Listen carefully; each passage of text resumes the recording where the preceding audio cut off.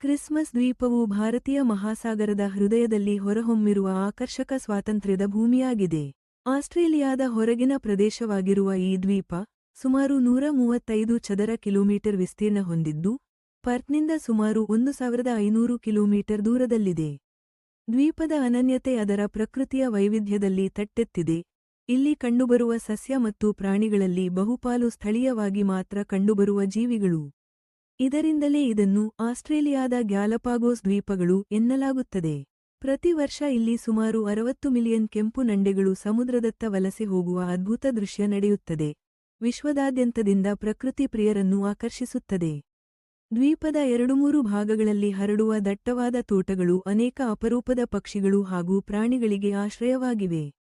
Chinese, ಮಾಲೆ, Australian, European, ಫಿಲಿಪ್ಪೀನ್ ಹಾಗೂ Thai ಮೂಲದ ಜನರು ಇಲ್ಲಿ ನೆಲೆಸಿದ್ದಾರೆ.